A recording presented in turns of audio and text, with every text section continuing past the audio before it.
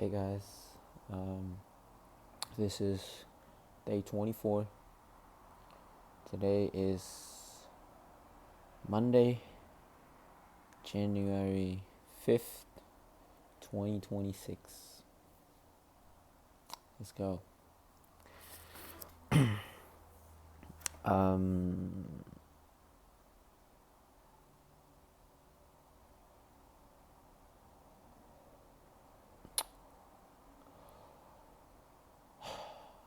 I'm really exhausted today.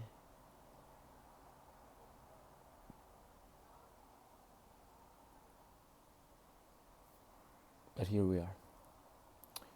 We're showing up because God woke us up. And we're gonna try to live for Him to the best of our ability. Um, today I kind of like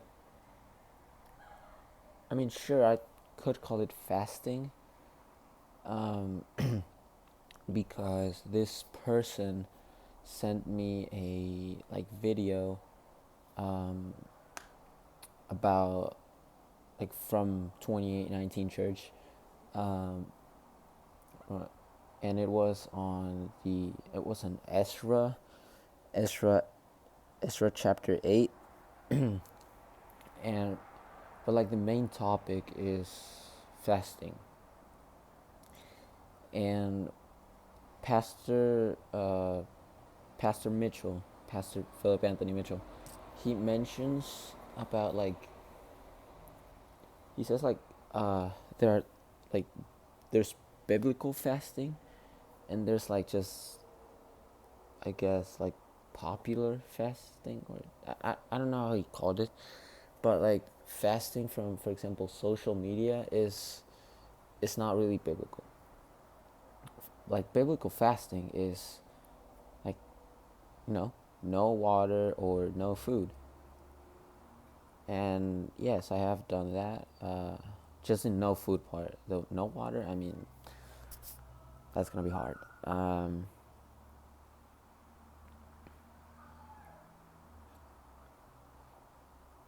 But yeah, I did this for 3 days, and it was brutal.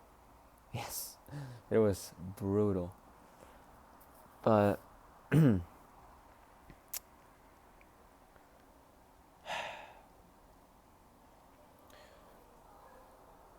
thing is, after watching the video and falling asleep, multiple times throughout the video, um, of course I took it as it's clear signal, from clear sign from God that well, I needed to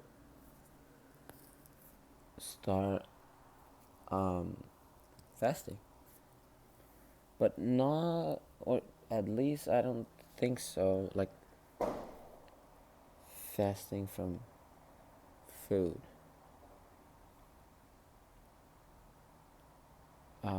based on the circumstances that I am in, based on my current life. Um, but what I can start as fasting and later, just get rid of it, is maybe eating food that is not pure. Because I like ramen. That's one. Um, what else? Oh yeah, uh, like okay,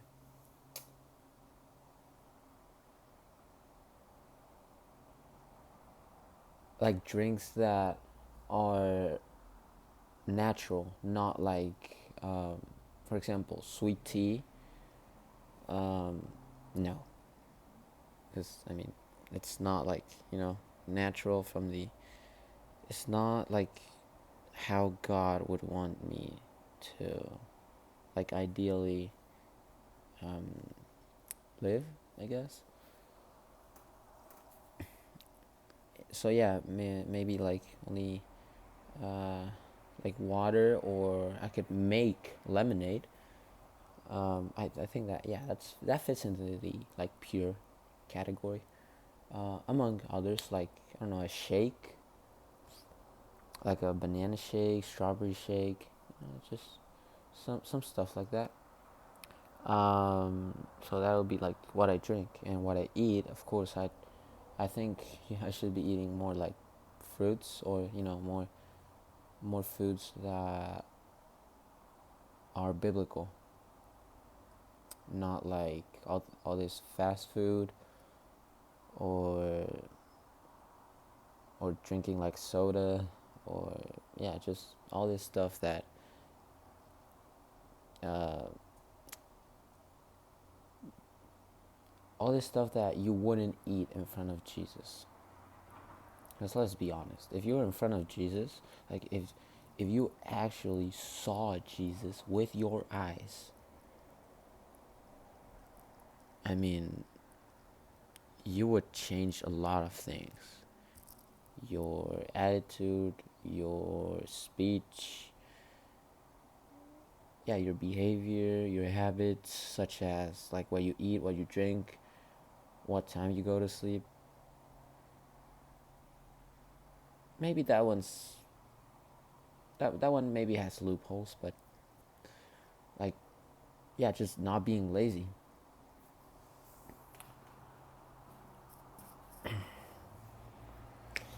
And I mean, I've done.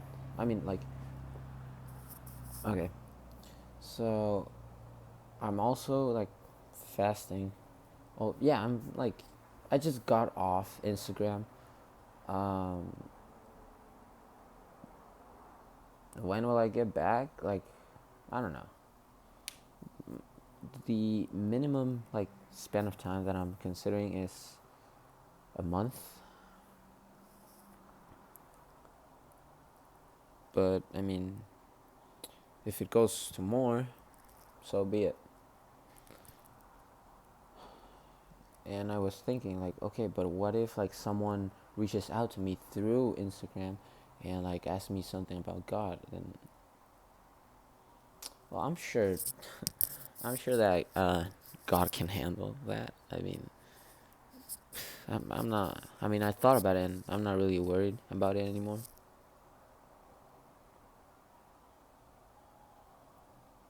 And yeah,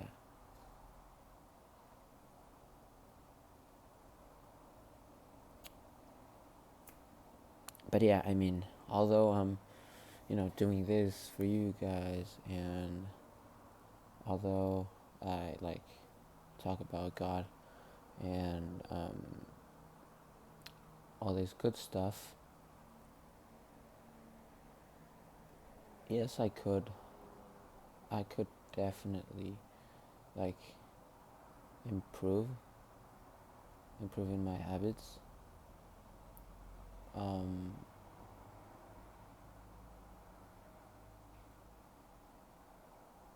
I'm,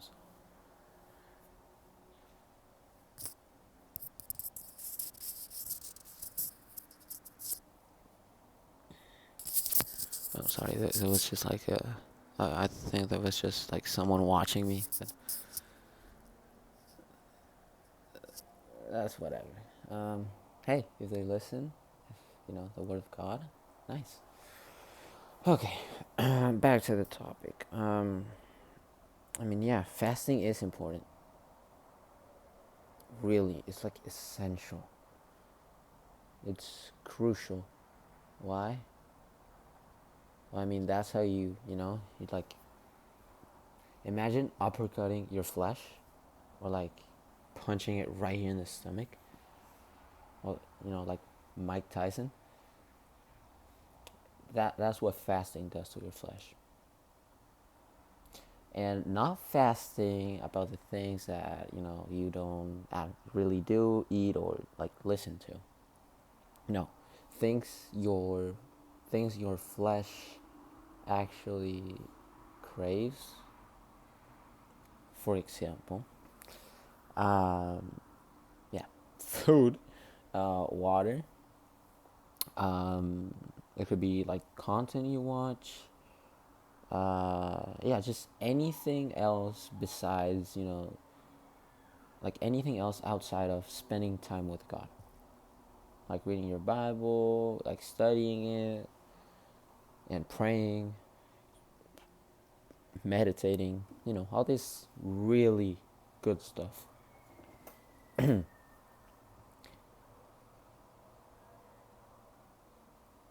yes, that fasting is like, it's like boom, goes like that. Um,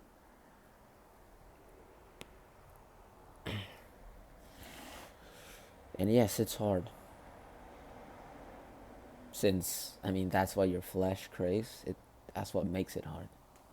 Yeah, that's what makes it like really um, difficult, and maybe why many people consider it as like uh, consider it extremist to fast, but it's not. I mean, fasting is biblical if you do it with the right heart posture, as well as, I mean, everything.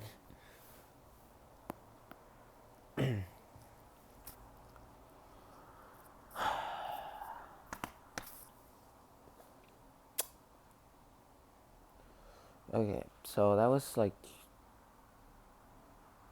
yeah. Oh, another thing that well, starting like by fasting, but I'm slowly like, I think I'll be slowly like detaching myself from it. It's like, movies, series, um,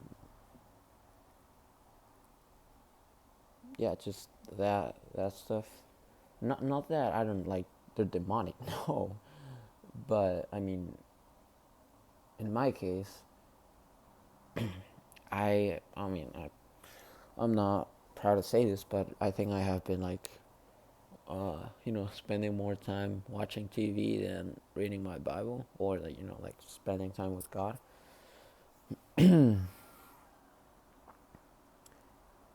But yeah. Oh, and if you guys, I'm gonna leave in the description the uh, the link for that video about fasting from 2819 Church if you guys would like to watch it.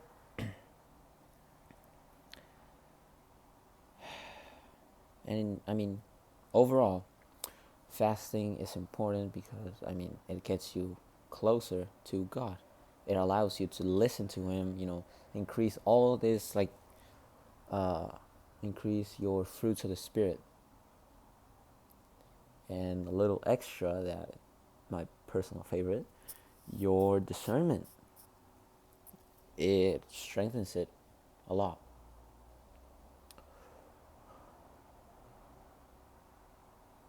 Okay, jumping into the other topic, which is sort of continuation from yesterday's um, video, relationships. Yay! Uh, so when you see,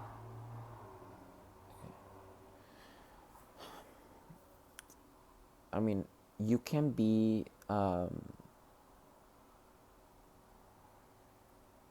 like, your discernment can be really good. You can identify who is from God and who isn't. Who is like actually Christian and who isn't.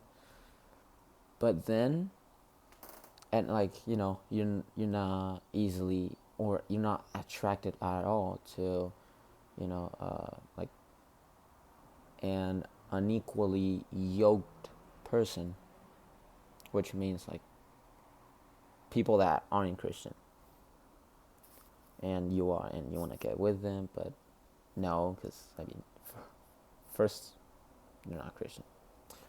Like, they don't follow God.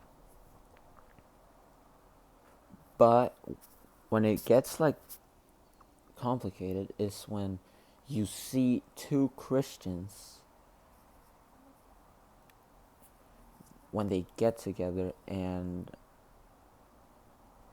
you go like, okay, if it's from God, then it'll like last, I guess. And if it's not, well, it won't. And not like, I know it sounds like jealousy, but it's not. It's just, if it's God's will, it will prosper. But again, for example, in my age, when it's like between this age and like age of, or like 20s, early 30s, when Christians like get married a lot, or like, yeah, just the majority of Christians get married. That's like the standard age, I guess.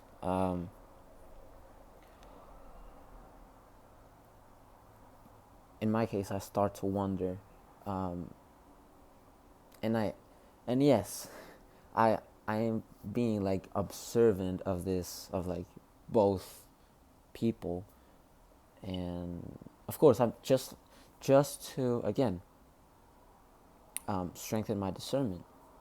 And then I see that one person, let's just say the wife or future wife, whatever, um, is like on fire for the Lord, and all this really good stuff, that like Proverbs 31 women.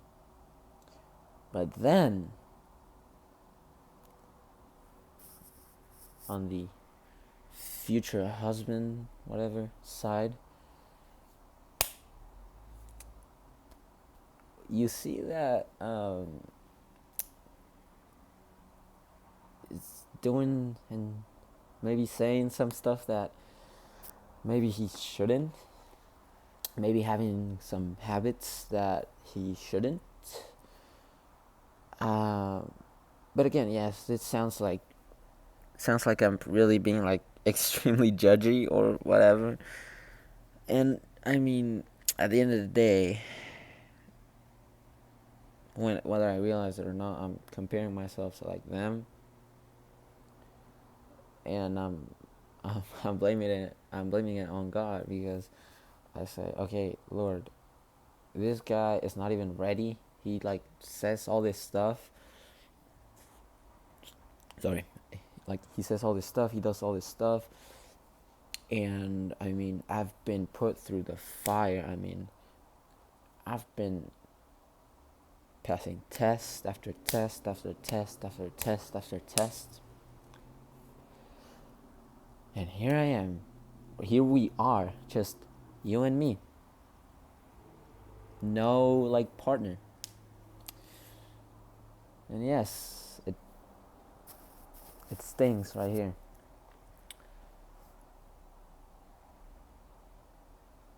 And you begin to wonder, is it because of external like traits, for example? Like, is it because they have money? Is it because they have a big house? Is it because they drive? Or I don't know, like any characteristic from like outside uh the Bible, I guess, or yeah, just like stuff like that. um and then you say like, okay, if it's because of that, then that is totally like having favoritism, don't you think? But then again, it's not because of that. It's because, I mean, God has, and I know that sounds repetitive and annoying.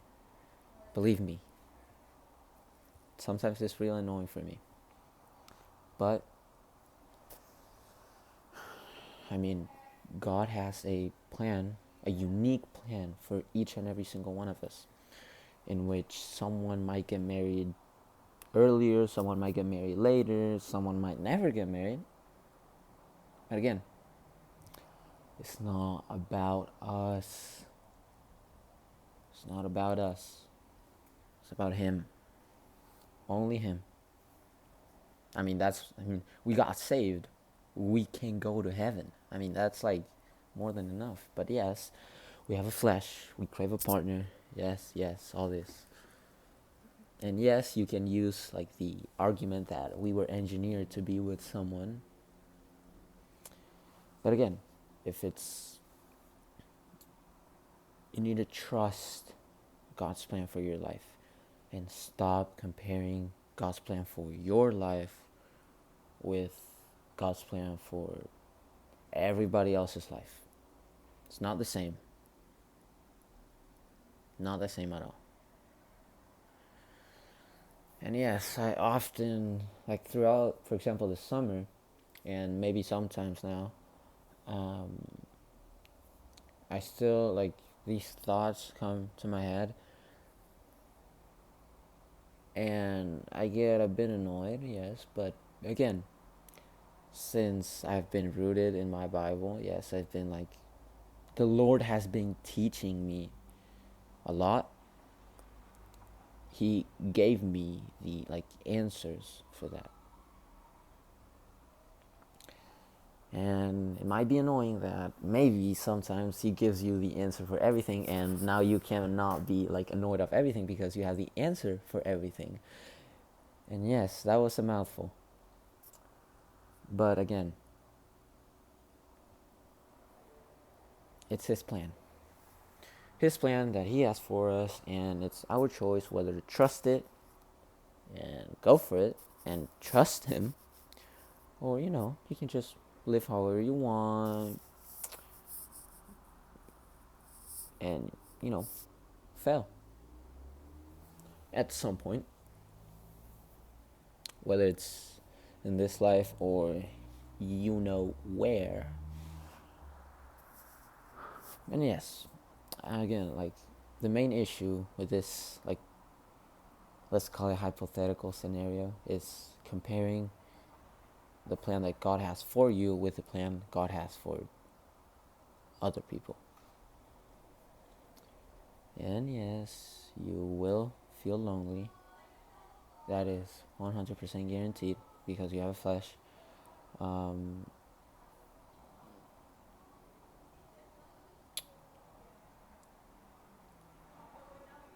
and it's okay to get angry. I mean, it's okay to be angry. But again, in Peter, it says, in your anger, do not sin. That is when anger becomes like a sin. When it leads you, when you allow anger to like be the,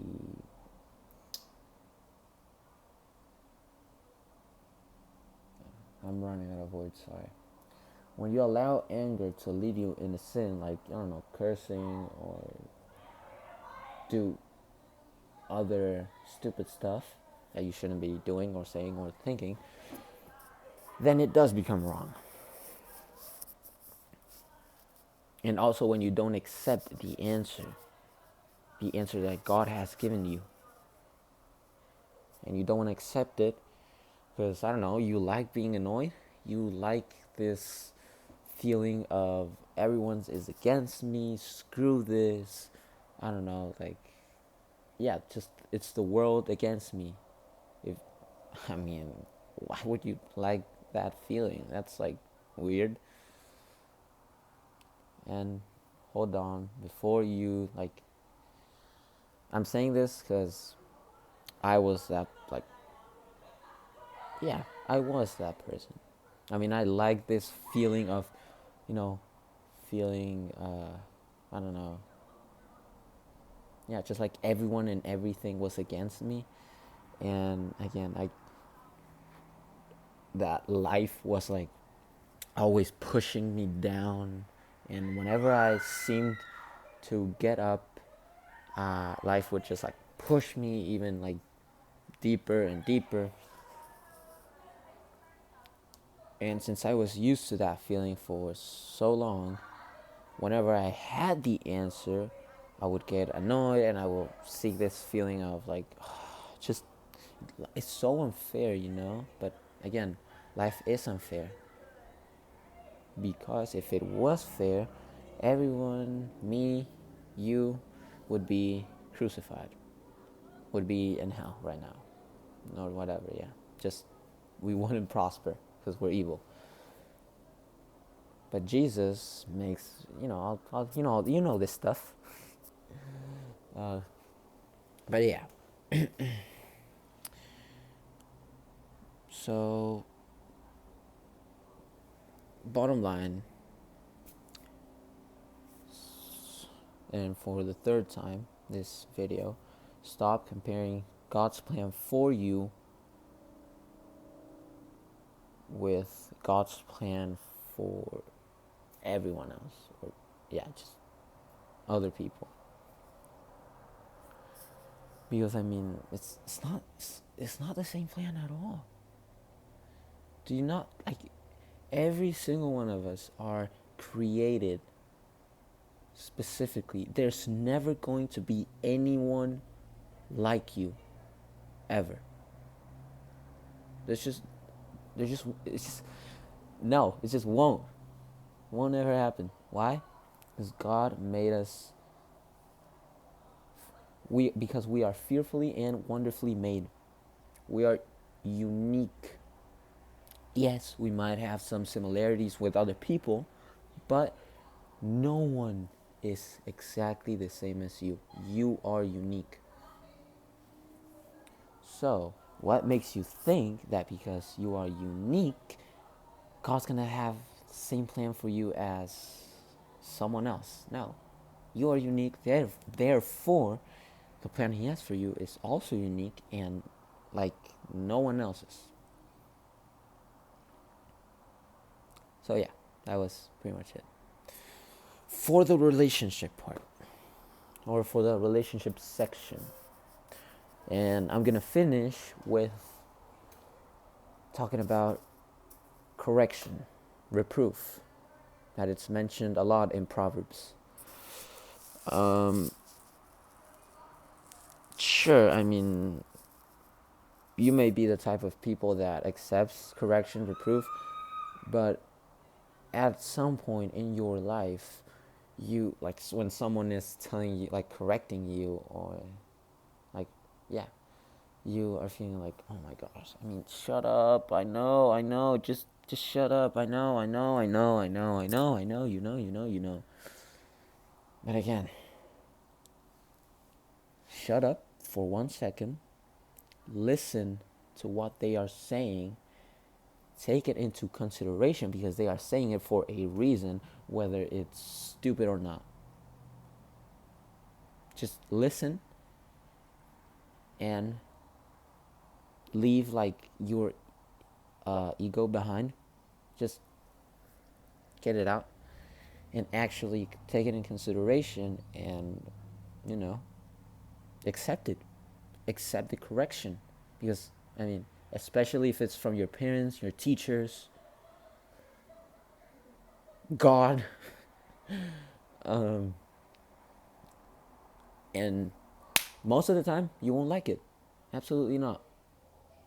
But hey, they are saying it for a reason, and you better accept it, because if not, you're gonna be making the same mistakes, the same stupid stuff is gonna happen to you. Why? Because you're prideful,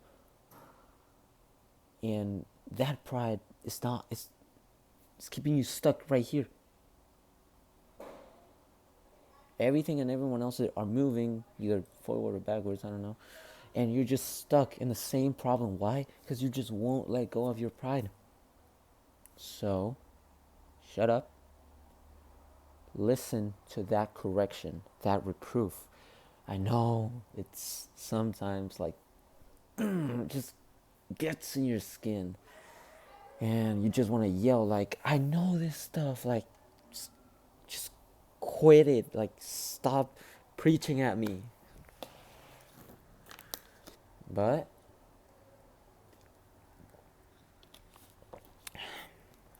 just think, what would Christ want you to do? Would Jesus want you to, again, say that, like flip everyone off and, you know, just ignore their correction? Or will you be humble and actually taking that advice, correction, whatever it is, in consideration.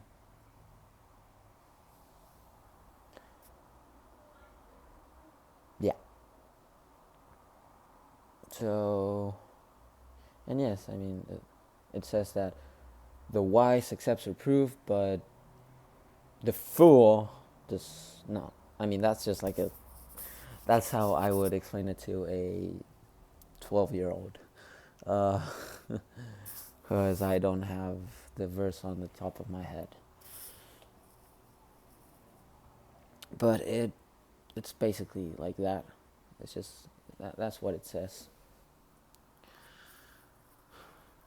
But again, just quit comparing yourself to others, bro, or girl. I don't know. Just quit comparing yourself to others. Quit comparing the plan God has for your life with the plan God has for just anyone else for the fourth time now. Just stop it. And I know it's tempting. I know that you just see other like Christian couples that you again, if your discernment is strong, that you are not sure if that is, like Jesus approved. But again, just stop it. Stop comparing yourself and focus on becoming the godly partner that He has called you to be. Pray for your partner. Yes, it's really important. And I think I should start, sorry. And I think I should start doing this more, like praying for my future wife. It is biblical. So yeah, whether you're a man, become that Ephesians 5 man, Ephesians 5 husband, and if you're a woman, become that Proverbs 31 wife. And again, love Christ more than your partner, so it doesn't fall apart.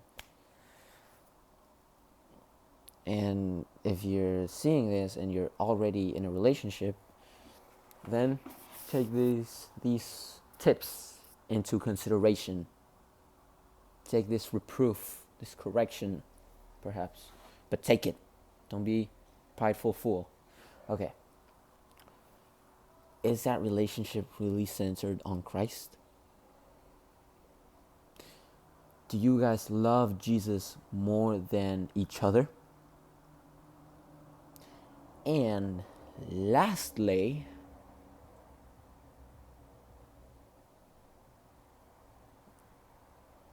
hold on, I just came up with them. Let me think of the third one.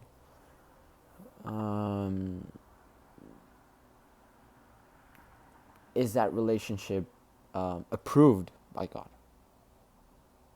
Those are the three main ones, and yes, although they are pretty similar to each other, they're not the same, and you should take these three, should analyze them. And again, this is if you are already in a relationship. Again, so it's not too late, I guess. I don't know. Just give it to God, please. If not, well, you're gonna have problems. Okay, so this was it for today, guys. This was day 24.